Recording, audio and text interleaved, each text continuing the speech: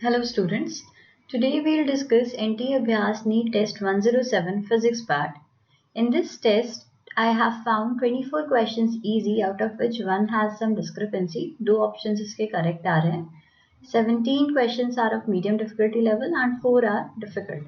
And 135 plus would be a good score. Let's start with question number 1. An alpha nucleus of energy half mv square bombards a heavy nuclear target of charge Ze. Then the distance of closest approach for the alpha nucleus will be. तो यहाँ पर alpha particle है जो कि infinity से Ze charge के nucleus को target कर रहा है. अब जैसे ही continuously alpha particle यहाँ आएगा, Ze इसको electrostatic repulsive force देगा और इसका kinetic energy reduce होगा. तो यहाँ आकर के सपोज ये स्टॉप कर गया, इसका स्पीड 0 हो गया, तो ये हमारा डिस्टेंस ऑफ क्लोजेस्ट अप्रोच होएगा. इसके बाद ये वापस से रिटर्न हो जाएगा. तो यहाँ पर क्या हो रहा है, 1 to 2 में कंटिन्यूसली जाने में इसका काइनेटिक एनर्जी कम हो रहा है और वही पोटेंशियल एनर्जी गेन में जा रहा है. तो loss in kinetic energy is half M we square and gain in potential energy is u initial minus u final minus u initial. तो u final is k q1 which is Ze into q2 which is 2e upon r min, right? तो r min के लिए अगर हम rearrange करें formula को, infinity पर 0 होगा तो यहाँ पर 0, r min के लिए रीअरेंज करा तो this would B 2k Ze square upon mv square. तो r min is inversely proportional to m and v square. और b भी करेक्ट है और d भी करेक्ट है. Next question. If an electron has energy such that its de Broglie wavelength is 550 nanometer, then the energy value of the electron is. So we know lambda de Broglie wavelength is h by p and p is under root of 2km. If we rearrange this formula for k, then it would be h square upon lambda square 2m. So h square is 6.6 into 10 to the power minus, देखो square होएगा तो मैं -68 लिख देती हूँ और एक और 6.6 को यहाँ मल्टीप्लाई कर दिया. लैम्डा इज 550 नैनोमीटर, तो 550 इंटू, और we can write it as 550 nanometre को 5.5 इंटू 5.5 और ये हो जाएगा 10 टू द पावर -14. ठीक है, 9 होगा, 9 9 18 और आपने 2 और यहाँ पे कर दिए तो 10 टू द पावर 14 और फिर m भी यहाँ पर आएगा तो into 9 into 10 to the power -31 है ना, 2 था ही पहले से. तो ये हो गया. और क्योंकि यहाँ पर हम अगर ऑप्शंस को देखें तो ये डिजिट सेम है, पावर को ही देखना है. तो 6 और 6 अप्रॉक्सीमेटली 36, ये 5 टू जा 5 5 25 25 टू 50 एंड 15 टू 9 450 और ऊपर क्या बचा -68 plus 14 plus 31, right.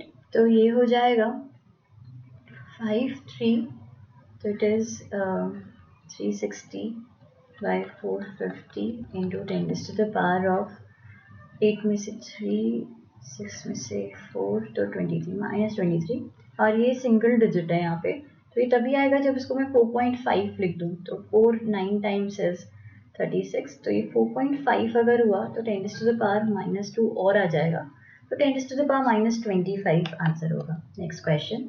3 blocks A, B, C are lying on a smooth horizontal surface as shown in figure.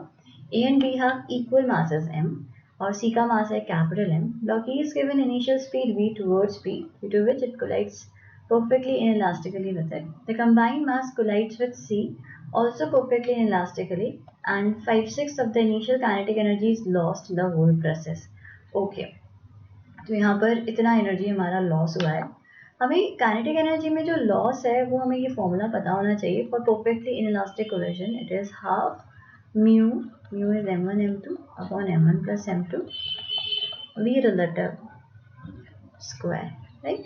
तो यहाँ पर दो बार ही लॉस हुआ. एक बार A और B जब कोलाइड किए तब लॉस हुआ, फिर जब A B कंबाइंड B के साथ कोलाइड किए तब लॉस हुआ. तो loss is 5/6 of initial which is half M we square. और इसको हम दो पार्ट्स में देख सकते हैं. एक तो ए बी का, तो ए बी का लॉस जब हुआ तो half m1 m2 which is m square upon m1 plus m2 which is 2m into V relative. तो ए बी को v से अप्रोच कर रहा था तो ये v स्क्वायर ही हो जाएगा, प्लस जब ए बी कंबाइन बी के साथ कोलाइड किए तो हाफ m1 m2, तो m1 is 2m, m2 is capital M upon m1 plus m2 into v relative square. तो ए और बी जब कोलाइड करेंगे तो आप देखो इसका मोमेंटम इनिशियली mv है और दोनों का कंबाइन 2m v डैश होगा, तो v डैश की वैल्यू हो जाएगी v/2, माना ए बी कंबाइन सी को v/2 से अप्रोच कर रहे थे तो v/2 का होल स्क्वायर आ जाएगा ये। तो यहाँ पर हाफ एम बी स्क्वायर तो कैंसिल हो जाएगा, half M B square half M यहाँ से भी बी स्क्वायर कैंसिल, तो ये क्या बचेगा 5/6 is equal to 1/2 plus 2/4 into 2m plus 1, ये भी 2 और ये 2 3, 5/3 माइनस 1 2/3, 2/3 इज यहाँ पर एक कैपिटल M को भूल गए, capital M upon 2m plus capital M, उसको रीअरेंज करा तो this is 4m plus 2 capital M is 3m, that means small m upon capital M is 1/4 और m/m is 4। Next question, ball of mass m approaches a wall of mass capital M which is very large as compared to small m with speed 4 meter per second along the normal to the wall. Speed of the wall is 1 meter per second towards the ball. The speed of ball after an elastic collision with the ball is okay. तो यहाँ पर because wall is massive तो wall का जो moment, wall का जो speed है after collision वो सेम ही रहेगा, जितना पहले था उतना ही रहेगा। अगर वॉल पहले 1 मीटर पर सेकंड से बॉल को अप्रोच कर रही थी तो अभी भी वो 1 मीटर पर सेकंड से ही जाएगी, वॉल का स्पीड चेंज नहीं होगा क्योंकि वो मैसिव है। तो यहाँ पर क्योंकि इलास्टिक कोलिजन है तो आप ऐसा लिख सकते हो, दिस इज v2, क्योंकि इलास्टिक कोलिजन है तो velocity of approach equals velocity of separation होगा, तो हम लिख सकते हैं u1 minus u2 is equal to v2 minus v1। मैं राइटवर्ड डायरेक्शन को पॉजिटिव ले लेती हूँ तो u1 हो जाएगा 4 माइनस ये -1 इक्वल टू v2 फाइंड करना है, नहीं v2 इज -1 माइनस v1, तो this is 6 plus this is 6 sorry this is 5 plus 1 6 is -6 is v1, तो v1 का डायरेक्शन चेंज हो जाएगा, अवे फ्रॉम द वॉल जाएगी 6 मीटर पर सेकेंड से। Next question, a particle of mass 100 gram tied to a string is rotated along circle of radius 0.5 meter, breaking tension is 10 newton, the maximum speed with which the particle can be rotated। तो यहाँ पे जो tension है वो इसको required centripetal force provide कर रही होगी, और ये जो टेंशन का वैल्यू है this should be less than T max which is 10 newton. तो हम अगर V max की बात करें मैक्सिमम स्पीड तो V would be T max R by M whole under root. T max हमें गिवन है 10 into R is 0.5 and mass is 0.1 kg, तो ये रूट 50 हो जाएगा। अभी 7 7 जा 49 तो 7 के क्लोज आएगा, तो 7.07 answer. Next question, at a certain place angle of dip is 60 and horizontal component of Earth's magnetic field is this। तो overall magnetic field क्या होगा, तो we know BH is B cos theta, right। तो B के लिए solve करना है तो B is BH upon cos theta। BH आपको गिवन है 0.8 इंटू 10⁻⁻⁴, cos 60 is 1/2, तो ये 1.6 हो जाएगा। Next question, a galvanometer of resistance 25 ohm measures current 1 milliampere. The shunt required to increase the range to 2 ampere is। तो हमें ये formula ध्यान रखना है, S is G upon n-1। n क्या है, आपको करंट कितना टाइम्स करना है, तो पहले था 10⁻³ और अभी हमें करना है 2, तो हमें 2000 टाइम्स करना है। तो 25 upon 2000 minus 1 that would be 2000 only, हम इग्नोर कर सकते हैं 1 को इसके कंपैरिजन में, तो ये हो जाएगा 12.5 मिली ओम, दैट मीन्स ऑप्शन है। Next question, EMF of cell is 6 volt, internal resistance 0.5 kilo ohm, reading of voltmeter having internal resistance इतना। तो हमारे पास ये सेल है, इसका इंटरनल रेजिस्टेंस है और यहाँ हमने वोल्टमीटर को अटैच कर दिया है। तो हमें बताना है कि इसका रीडिंग क्या आएगा। तो जो इसके अक्रॉस वोल्टेज ड्रॉप आएगा वही वोल्ट मीटर रीड करेगा। तो हमें क्या करना है, 6 को 0.5 ओम और 0.5 किलो ओम और 2.5 किलो ओम इसमें हमें डिवाइड कर देना है। तो V1 is R1 upon R1 plus R2 into total V. तो it is 2.5 upon 5. 2.5 plus 5 is 3 into 6. तो ये 5 वोल्ट आंसर आ जाएगा। Next question, if the current in the toroidal solenoid increases uniformly from 0 to 6 in 3 microseconds, self-inductance of the toroid is 40 microhenry, then the magnitude of self-induced EMF is, okay, so we know L di by dt is EMF induced. तो हमको L का value given है 40 माइक्रोहेनरी and current में increment हुआ 0 से 6, तो 6 का कितने टाइम में, 3 माइक्रोसेकंड्स में। तो -6 ये कैंसिल हो गया, 3 1 2, that means 80 volt induced EMF होगा। Two coils P and Q are kept near each other. When no current flows through P, current increases in Q at the rate of 10 ampere per second. And EMF in coil P is 15 millihenry. तो हमें ये पता होना चाहिए mutual inductance into DI by dt is EMF induced. ये सिर्फ मैं magnitudes लिख रही हूँ। तो हमें DI by dt गिवन है, E गिवन है, तो हम म्यूचुअल इंडक्टेंस फाइंड कर सकते हैं। When the coil carries no current, Q carries no current, current of 1.8 ampere flows through P, magnetic flux linkages. और एक फॉर्मूला ये भी है, Mi is equal to N phi and N phi is flux linkage. तो हमें यही find करना है, ओके, फ्लक्स लिंक या फ्लक्स लिंकेज।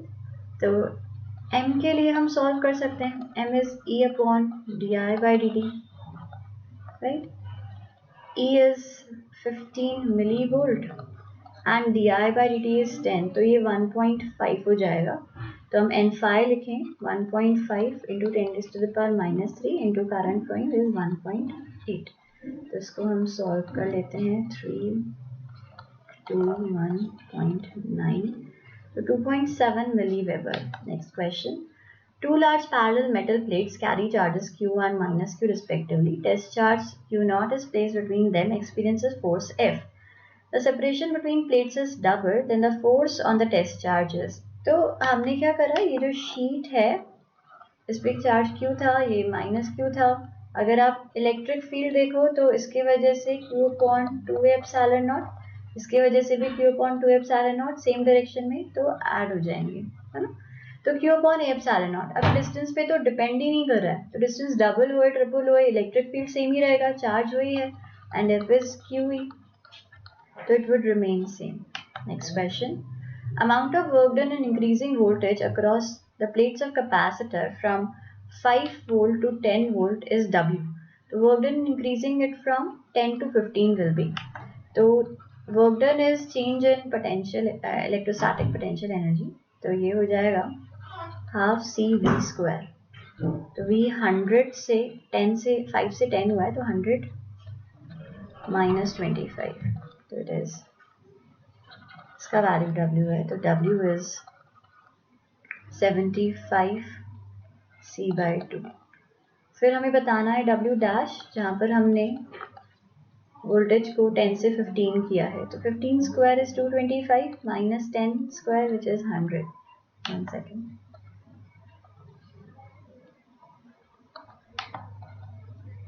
ओके, तो इट इज 125 C by 2। अगर हम W dash by W find करें तो ये हो जाएगा 125 अपॉन 75, तो 5 3 टाइम्स, सॉरी 25 3 एंड 25 5, तो 1.67 आ जाएगा। Next question, if the radius of Earth were to shrink by 1%, its mass remaining same, तो acceleration due to gravity on the Earth's surface would become, तो we know G is gm by r square. आपने मास को same रखा but radius को आपने 1% से shrink कर दिया, तो delta G by G is minus of twice of delta R by R। Shrink किया तो ये नेगेटिव होगा, माइनस माइनस प्लस हो जाएगा, तो 1% से इंक्रीज करेगा। The change in potential energy when a body of mass small m is raised to a height nr from Earth's surface is, तो पहले जो हमारा पार्टिकल था वो यहाँ पर था, अभी nr हाइट तक उसको हमने रेज किया है, तो हमें बताना है कि पोटेंशियल एनर्जी में चेंज कितना होगा। तो final is minus G M M upon ये जो डिस्टेंस है ये है n+1 इंटू आर। फाइनल कितना है, सॉरी इनिशियल कितना है, G M M upon capital R. तो ये हो जाएगा, हम G M M upon capital R को कॉमन ले लेते हैं, तो this is 1 minus n+1। Okay, n upon n+1 B option correct हो जाएगा। Next question, consider an expanding sphere of instantaneous radius capital R whose total mass remains constant. Mass constant. Expansion is such that the instantaneous density rho remains uniform throughout the volume. The rate of fractional change in density is constant. Okay, तो ये information एक और given है. The velocity v at any point on the surface of the expanding sphere is proportional to. तो v हमसे पूछ रहे हैं, मतलब पूछ रहे हैं कि जो हमारा स्फेयर है वो कितने रेट से एक्सपैंड कर रहा है, ये हमसे पूछा जा रहा है। तो we can write rho as m by V, माना m 4/3 pi are cube, right. अभी अगर हम D rho by D T find करें, तो D rho by D T D 3m कॉन 4 पाई, ये तो कांस्टेंट है। इसका डिफ्रेंसिएशन अगर हम करेंगे तो ये हो जाएगा -3 कॉन R raised to the power 4, है ना, -3 -1 ये हो जाएगा into D R by D T. फिर गिवन है 1 by rho D rho by D T is constant, तो इस पूरे एक्सप्रेशन को हम रो से डिवाइड कर देते हैं, तो ये हो जाएगा 1 by rho D rho by D T is 3m upon 4 pi, और यहाँ पे rho which is m upon 4/3 pi are cube, ये एक और r raised to the power 4 था ही, और ये D R by D T, और ये कांस्टेंट गिवन है। तो आप देखो यहाँ से r क्यूब से एक r कैंसिल हो गया, और इसको अगर हम रीअरेंज करें तो D R by D T जो है, बाकी सब चीज़ें तो कांस्टेंट है, तो ये कांस्टेंट से मल्टीप्लाई होकर नया कांस्टेंट हो जाएगा। तो D R by D T is some constant multiplied by r, तो ये r के प्रोपोर्शनल आ रहा है, सी ऑप्शन करेक्ट हो जाएगा। Next question, an ideal gas at 27 degrees Celsius compressed adiabatically to 8/27 of its original volume, then rise in temperature is. तो for adiabatic process we know PV raised to the power gamma is constant. अभी P को हम क्या लिख सकते हैं यहाँ पे, P is T by V, तो T V raised to the power gamma -1 constant हो जाएगा। तो T is proportional to V raised to the power gamma -1 which is 2/3। हमने क्या करा है, हमने वॉल्यूम को 8/27 टाइम्स कर दिया, तो 8/27 raised to the power 2/3, तो ये हो जाएगा 9/4 टाइम्स। तो टेम्परेचर 9/4 टाइम्स हो गया। पहले कितना था, 27 degree Celsius, that means 300 kelvin, तो T डैश हो जाएगा 9/4 इंटू 300, 3 4 1 25, तो ये 75, 75 9 5 45, 9 7 जा 6 9 7 जा 63, और ये 4, तो ये 675 हो गया। 300 था 675 हो गया। और हम ध्यान से क्वेश्चन को पढ़ें तो राइज इन टेम्परेचर पूछा है, तो 675 minus 300 is 375, option B correct होगा। Next question, two spheres of same material have radii 1 and 4 metre, temperature 4000 and 2000 Kelvin. The ratio of energy radiated per second by the first sphere to that by the second sphere is. We know energy radiated is per second is sigma E T raised to the power 4. तो यहाँ पर जो energy है same material है, तो E तो same रहेगा, sigma तो कांस्टेंट है। तो माना ओके, स्फेयर है तो इसका एरिया 4/r² होगा, तो r² T raised to the power 4 इसके प्रोपोर्शनल है। तो हम यहाँ पर देखें h डैश बाय h, तो हमने क्या करा, फर्स्ट का जो रेडियस है वो सेकंड के कंपैरिजन में 1/4 है, तो यहाँ 1/4 का स्क्वायर, और जो टेम्परेचर है वो ट्वाइस है, तो 2 raised to the power 4, तो ये 1 आ जाएगा, तो 1:1। Next question, magnetic dipole moment of a current loop is independent of. The magnetic dipole moment is NIA. So it depends upon number of turns, area of the loop, current in the loop, but magnetic field से independent है. तो ये magnetic field इसका answer हो जाएगा. Next question. Long solenoid carrying current produces magnetic field B along its axis. If the current is doubled and the number of turns halved, तो new value of magnetic field है. तो solenoid के लिए magnetic field is mu naught N I. अभी हमने current को double कर दिया और एन को हाफ कर दिया तो फर्क ही नहीं पड़ेगा, सेम रहेगा magnetic field. Next question, displacement of a particle varies with time as acceleration at any time t is. तो displacement is AT square minus 3 minus BT cube. तो यहाँ पर ds/dt अगर आप वेलोसिटी फाइंड करो तो वो हो जाएगा 2AT minus 3BT square. Acceleration which is dv/dt, तो ये होगा 2A minus 6BT. That means option B correct होगा. Question number 21, ship is sailing towards north east with velocity 30I plus 50J cap. I points east and J north. Ship B is at 80 km east and 150 km north of ship A and is sailing towards west at 10 km per hour. A will be a minimum distance from B in. यहाँ पर हमको VA given है. VA is 30I plus 50J and B जो है VB वो ship cell कर रहा है वेस्ट में, तो ये हो जाएगा माइनस 10I, राइट.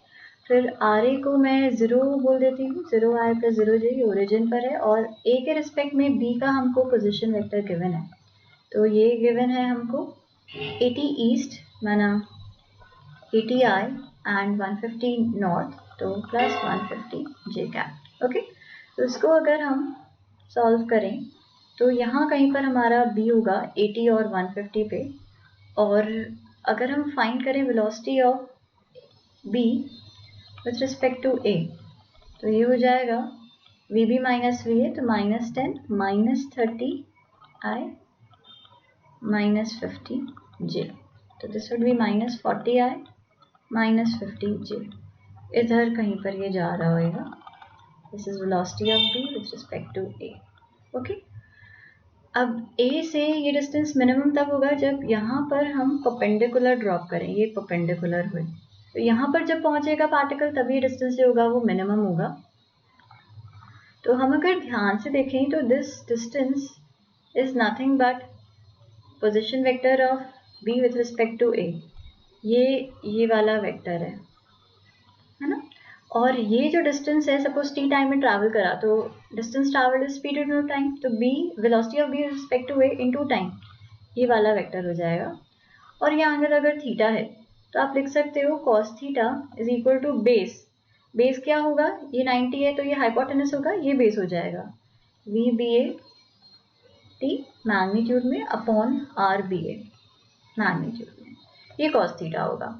और cos थीटा को हम ऐसे भी लिख सकते हैं, cos theta is angle between two vectors. तो यहाँ पर हमारे जो दो वेक्टर्स हैं वो एक है VBA और इधर अगर वेक्टर देखें तो ये वाला जो वेक्टर मैंने ड्रॉ करा दिस इज RBA. अगर हम ये वाला वेक्टर ड्रॉ करें तो ये हो जाएगा RAB, क्योंकि मुझे वेक्टर्स के बीच का एंगल चाहिए तो इनको टेल टू टेल ज्वाइन करना पड़ेगा, तो ये cos थीटा हो जाएगा. और cos theta for example A और B दो वेक्टर्स हैं, इनके बीच में एंगल थीटा है, तो cos theta is A dot B upon AB. तो यहाँ पर भी हम cos थीटा लिख सकते हैं VBA dot with RAB upon VBA into RAB, which is equal to VBA T upon RBA. तो RBA RAB ये तो मैग्नीट्यूड है, ये तो कैंसिल हो जाएगा. T के लिए अगर हम सॉल्व करें यहाँ पे तो T is VBA dot with RAB upon VBA whole square. तो हम इसको सॉल्व कर लेते हैं. VBA, तो VBA is minus 40I cap minus 50J cap and RAB is 0 और ये माइनस हो जाएगा तो minus 80I cap minus 150J cap divided by VBA square. तो दिस इज वी बी ए, इसका स्क्वायर करेंगे तो ये हो जाएगा 1600 प्लस 2500, तो ये हो गया 8432, 3200 प्लस 50 इंटू 150, तो इट इज 7500 अपॉन 4100, तो ये आ जाएगा 7107 अपॉन 41 विच इज 2.6 आर, तो सी ऑप्शन करेक्ट हो जाएगा। Next question. A ball of mass m is attached to the end of a string of length L. The ball is rotated in horizontal circular path about vertical axis. Maximum tension that the string can bear is 324 Newton. तो maximum possible value of angular velocities. तो ये ऐसा horizontal circle में है, तो अगर हम ये ड्रॉ करें इसका फ्री डायग्राम तो ये टेंशन हो जाएगा, ये एंगल थीटा है तो ये भी एंगल थीटा होगा और यहाँ पर mg लग रहा होगा, तो t sin थीटा जो है वो रिक्वायर्ड सेंट्रीपिटल फोर्स हमें दे रहा होगा विच is m omega square r। r क्या है, ये सर्कल का रेडियस, इसको आप लिख सकते हो l sin थीटा, तो it is m omega square l sin theta. अभी sin थीटा कैंसिल हो गए और ओमेगा के लिए अगर हम सॉल्व करें तो t upon M L whole under root, t is 324, m is 0.5 and l is also 0.5, तो 324 जो है 18 का रूट है अपॉन 0.5, तो ये 36 रेडियन पर सेकेंड हो जाएगा, तो ये यहाँ पर हमको गिवन है 36। Okay, next question. Mass m moving horizontally with velocity v collides and sticks to the mass 3m moving vertically upward with velocity 2v. Final velocity of the combination is, तो m move कर रहा है v speed से, 3m move कर रहा है 3m 2v speed से, और कंबाइंड मास का हमसे फिर वेलोसिटी पूछा है क्या है, तो हम मोमेंटम कंजर्वेशन कर देते हैं, mv I cap plus 6mv j cap is equal to 4m v dash,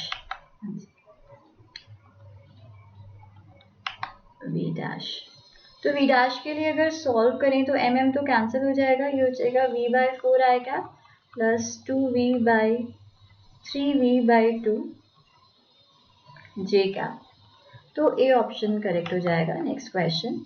Nucleus disintegrates into two nuclear parts which have their velocities in the ratio 2:1, तो ratio of nuclear sizes।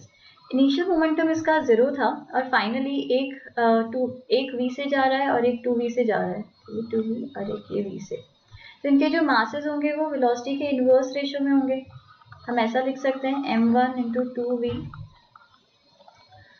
Plus m2 into v, तो m1 और m2 जो है वो हम देखें तो उनका रेशियो आ जाएगा 1:2, और रेडियस हमें पता है r इज r0 a⁻⁴ और a ही इनका मास है, तो जो रेडियस का रेशियो है r1/r2 वो हो जाएगा m1/m2 1/3, तो 1/2 1/3, और ऑप्शन डी करेक्ट हो जाएगा। Next question. Radioactive nucleus A with half-life T decays into B. At T0 there is no nucleus B. At some time T the ratio of B to that A is 0.3 and T is given by, तो जो A है वो B में disintegrate हो रहा है और half life हमें T गिवन है। इनिशियली सिर्फ N था, A था N0 और B 0 था, और फाइनली सपोज ये N है तो ये जो होगा ये N0 माइनस N बच जाएगा, और इनका ratio B to A that means N0 minus N upon N, ये हमको गिवन है 0.3। N हम लिख सकते हैं किसी भी टाइम T पर, इट इज़ N0 e⁻⁻t/τ, तो यही यहाँ पर हमने प्लेस करा, तो ये हो जाएगा 1 - e⁻⁻t/τ अपॉन e⁻⁻t/τ, इसका वैल्यू हमको 0.3 गिवन है। तो ये हम अगर इसको सिंप्लीफाई करें तो ये इधर जाएगा और इधर आ जाएगा, तो 1 is 1.3 e⁻⁻t/τ। ln अगर ले लें इसको 1/3 को इधर लेकर के, तो ln 1.3 is t/τ। टाउ क्या लिख सकते हैं हम, tau is 1/λ and lambda is ln 2/t ½ तो ये हमने लिख दिया t ln2 into ln 1.3 is small t. That means option C correct हो जाएगा. Next question. Particle of mass m is executing oscillation about origin on the x-axis. Potential energy is given. K is positive constant. If the amplitude of oscillation is a, then its time period is. तो हमें time period और a में proportionality बतानी है. एक तरीके से distance time पे कैसे depend कर रहा है वो हमें बताना है. तो यहाँ पर हमें पता है k plus u is constant. तो k जो होगा वो हमारा u क्योंकि x क्यूब के प्रोपोर्शनल है तो k भी फिर x क्यूब के प्रोपोर्शनल आएगा. ऐसा रफ आइडिया से हम जा सकते हैं. तो k is half mv square. That means v square is proportional to x raised to the power 3. तो v is proportional to x raised to the power 3 by 2. v को लिख दिया dx by dt is equal to is proportional to x raised to the power 3 by 2 और फिर integrate करा तो dx upon x raised to the power 3 by 2 is proportional to dt. तो ये -3 by 2 ऊपर +1 तो x raised to the power -half is proportional to t. माना t is proportional to 1 by root a.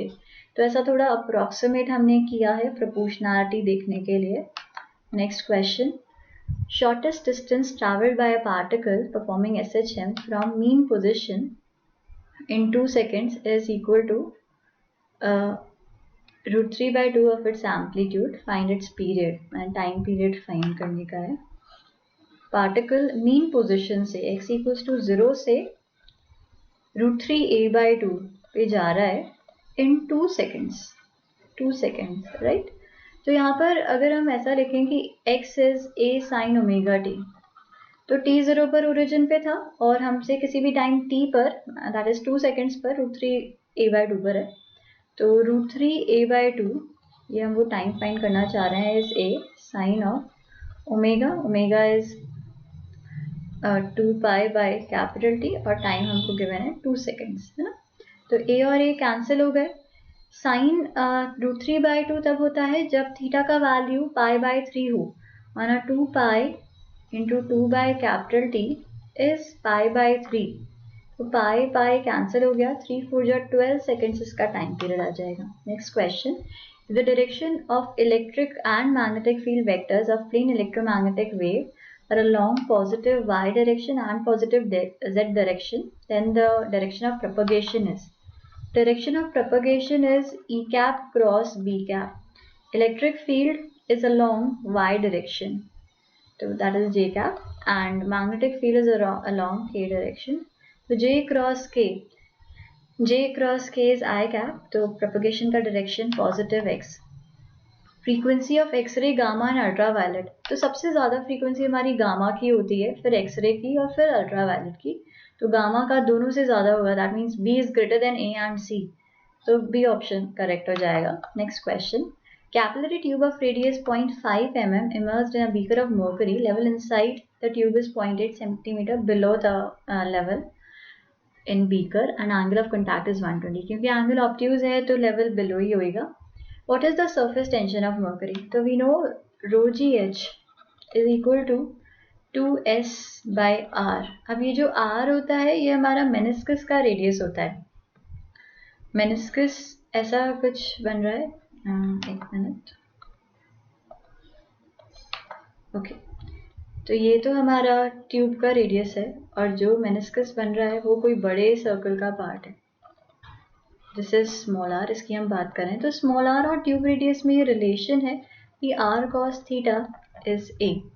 तो यहाँ पर हमें जो गिवन है वो ट्यूब का रेडियस गिवन है और ये आर मेनिस्कस का रेडियस है. तो इसको हमें लिखना पड़ेगा 2s आर कॉस थीटा. तो आर इज ए और यहाँ पे कॉस थीटा है ना. तो हमें सॉल्व करना है एस के लिए, सरफेस टेंशन के लिए. तो this would be rho G H A upon 2 cos theta. ये हमारा आ जाएगा इसका वैल्यू, एस का वैल्यू. तो वैल्यूज प्लेस कर देते हैं हम. डेंसिटी गिवन है 13.6 into 10⁻³ G is 10 and H is 0.8 centimeters. तो 0.8 upon 100. A is 0.5 mm. तो 0.5 और ये 1000. Divided by 2 cos theta. तो यहाँ मैं पॉजिटिव वैल्यू ले रही हूँ क्योंकि हमें पता है वो बिलो है तो ये नेगेटिव आएगा, तो ये हाफ हो गया। तो हाफ हाफ यहाँ से कैंसिल हुआ, इन दोनों को भी इधर 100, तो दिस इज 8540 into 13.6, तो 136 into 4 6, 136 into 4 6 424, 4 3 12, 13 14, 4 1 4 5, तो ये आ रहा है 1544। और पावर का अगर हम देख लें तो एक 10 इस 10 से कैंसिल हो गया, और यहाँ पर 3 है तो ये 3 और ये 3 भी कैंसिल हो गया, और ये 1000, तो 0.544 न्यूटन पर मीटर है, Newton per meter. Next question. Water is flowing through a channel that is 12 meter wide with speed 0.75 meter per second. Water then flows into 4 identical channels that have width 4 meter each. The depth of water does not change as it flows into the 4 channels. तो जो depth यहाँ था वही depth यहाँ पर है. What is the speed of water in one of the smaller channels? तो let's say यहाँ पर speed v dash है, तो equation of continuity से we can write AV constant. तो यहाँ डेप्थ सपोज हम d लेट कर लेते हैं, तो एरिया हो जाएगा d इंटू इसका width which is 12 into speed which is 0.75 is equal to यहाँ का एवी, तो यहाँ पर ये 4 है, 4 into area of one of the channels, तो it is d, depth is d and width is 4 metres into v dash हमें फाइंड करना है। तो d और d कैंसिल हो गया, ये 4 1 टाइम्स, 4 3 टाइम्स, और ये भी 3/4 है, तो 9/16 इज v डैश। 9/16 कितना हो जाएगा 0.9, 16 6 जा 96, तो 16 5 टाइम्स इज 80, तो ये 100 6 times 96, 0.56 meter per second. Next question. Ray of light is incident on plane mirror at rest. The mirror starts turning at a uniform angular acceleration of pi radian per second square. The reflected ray at the end of 1/4 seconds must have turned through. तो हमें ये point याद रखना है कि जितना भी angle से हमारा जो मिरर है वो टर्न किया होगा, सपोज ये थीटा एंगल से टर्न किया, तो हमारी जो रिफ्लेक्टेड रे है वो 2 थीटा से टर्न करेगी, ये हमको पॉइंट ध्यान रखना है। तो हम निकाल लेते हैं कि हमारा मिरर कितने एंगल से टर्न किया, तो angle turn by mirror is omega naught T plus half alpha T square, omega naught तो 0 हो गया, half into alpha which is pi into T square 1/4 का स्क्वायर। तो इतने से हमारा ये टर्न कर गया मिरर, तो angle turn by the reflected ray would be twice of this which is pi/16, pi is 180, तो 180/16 6, तो ये हम कैंसिल करते हैं, 4 4 जा 16, 4 5 4 4, तो ये 11 पॉइंट समथिंग आएगा। Question number 33. Beam of parallel rays is brought to focus by plano-convex lens. Then a concave lens of same focal length is joined to the first lens. The effect of this is. तो अगर हम f equivalent निकालें तो this is 1/f1 plus 1/f2. पहले वाले का तो f है, दूसरा जो कॉन्केव लेंस है उसका सेम फोकल लेंथ है, बट हमें पता है कॉन्केव का फोकल लेंथ नेगेटिव होता है, तो ये -f हो जाएगा, तो ये 0 वैल्यू आ रही है, माना जो f इक्विवेलेंट है वो इन्फिनिटी है, तो रेस पैरेलल आ रही थी तो पैरेलल ही जाएंगी, यहाँ जो हमारा फोकस है वो इन्फिनिटी पर शिफ्ट हो जाएगा, तो ए ऑप्शन करेक्ट होगा। Next question. By keeping moment of inertia of body constant, if we double the time period, then angular momentum of body. तो we know angular momentum is I omega. अगर आपने moment of inertia को constant रखा है और time period को double कर दिया, अभी टाइम पीरियड एंड ओमेगा कैसे रिलेटेड है, omega is inversely proportional to T, okay, तो टाइम पीरियड को अगर हमने डबल कर दिया तो एंगुलर मोमेंटम हमारा हाफ हो जाएगा, becomes half. Next question. Body of mass m slides down an incline and reaches the bottom with velocity v. If the same mass was in form of ring which rolls down the incline, the velocity of the ring at the bottom would have been. तो जब भी कोई हमारा मास है वो इधर नीचे जा रहा है तो हमें पता है जो उसका स्पीड होगा वो √2gh होगा, और अगर वो रोल करता हुआ जा रहा है तो जो उसका स्पीड आएगा वो आएगा √2 2gh by beta, 2gh by beta whole under root. तो यहाँ पर ये v बाय रूट बीटा आ जाएगा। रिंग के लिए अगर हम बीटा फाइंड करें तो beta is k square plus k square by r square plus 1। तो for ring k square by r square is 1, 1 plus 1 2, तो ये v बाय रूट 2 हो जाएगा। That means C option. Next question. Silicon specimen is made into p-type semiconductor by doping an average 1 indium per atom. So 1 indium per atom, 1 indium atom per 5 into 10 to the power 7 silicon atoms. The number of density of atoms in silicon specimen is itna. Then the number of acceptor atoms in the silicon. तो अगर एक silicon atom है, अगर 5 into 10 to the power 7 silicon atoms हैं तो हम एक indium atom डाल रहे हैं। तो इन टोटल हमारे पास कितने 5 into 10 to the power 28 silicon atoms. तो हम कितने इंडियम डाल रहे होंगे 5 into 10 to the power 7 into 5 into 10 to the power 28। तो 10 to the power of 21 indium atoms हम डाल रहे हैं पर मीटर क्यूब में। बट यहाँ जो हमें गिवन है वो पर सेंटीमीटर क्यूब में गिवन है। तो meter cube, we know 1 meter is 100 centimeters और क्यूब करने का है तो 10 to the power 6 से क्यूब करने का है 10 to the power minus 6। तो 21 minus 6 is 10 to the power 15। इतने इंडियम एटम्स हम डाल रहे होंगे और उतने ही फिर हमारे पास एक्सेप्टर एटम्स हैं। Next question, if the forward bias voltage in PN junction is decreased then the length of depletion width is। तो डिप्लेशन विड्थ जो है वो हमारा जैसे जैसे हम फॉरवर्ड बायस का वोल्टेज बढ़ाते हैं तो डिप्लेशन विड्थ हमारा कम होता है। अब हम फॉरवर्ड बायस का जो पोटेंशियल है वो कम कर रहे हैं तो डिप्लेशन विड्थ जो है वो हमारा इंक्रीज कर जाएगा। Next question, an ideal gas heat engine operates in a Carnot cycle between 227 degrees Celsius and 127 degrees Celsius. It absorbs 6 calories of heat at higher temperature. So this is QH. QH is 6 kilocalorie. The amount of heat rejected to the sink, that means we need to calculate QC का value. So QC by QH is TC by TH. TC माने 127 degree Celsius. So in Kelvin this would be 400 Kelvin. और TH 227 है, 227 plus 273 is 500 Kelvin. तो QC का value हो जाएगा 4/5 times of QH which is 6, 24/5 4.8 kilo calorie. Next question, dimension of self inductance, coefficient of self inductance, that is L. तो we know energy is half Li square।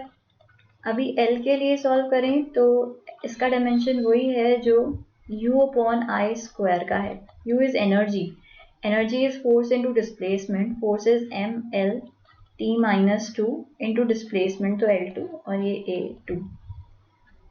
तो first option correct हो जाएगा।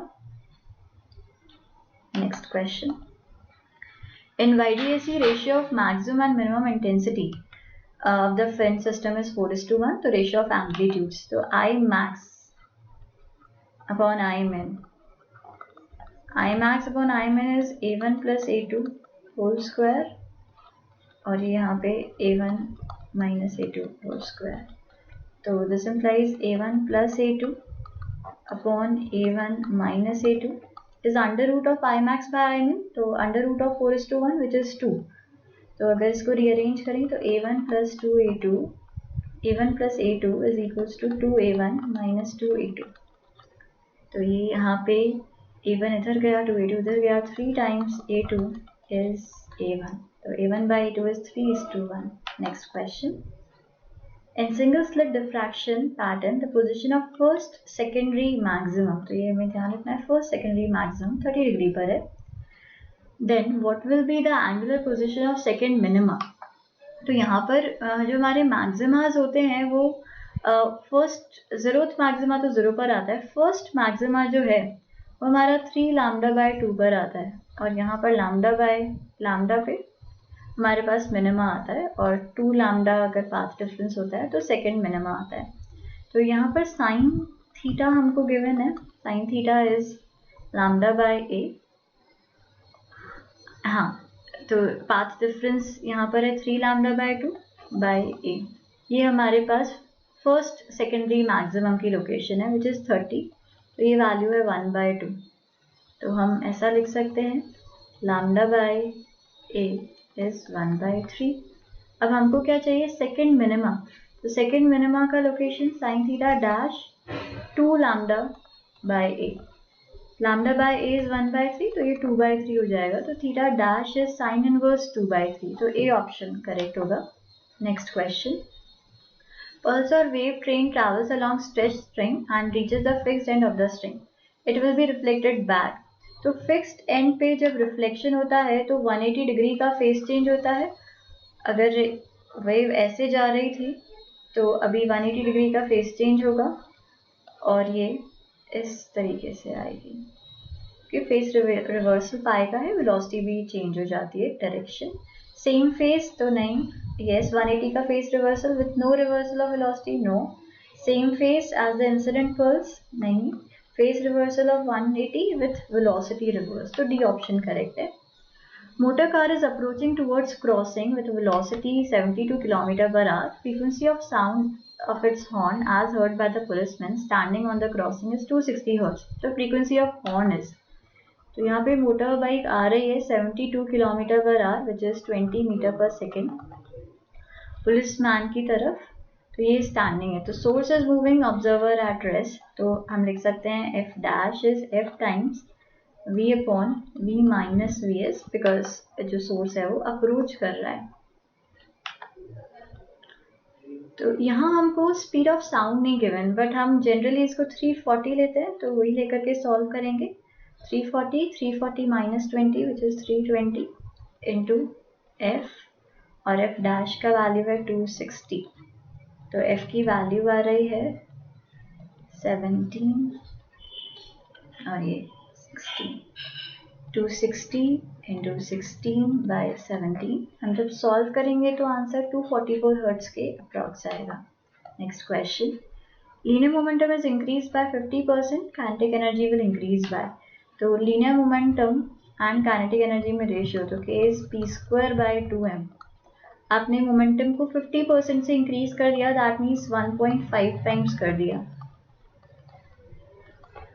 तो ये हो गया 1.5 का स्क्वायर विच इज 2.25।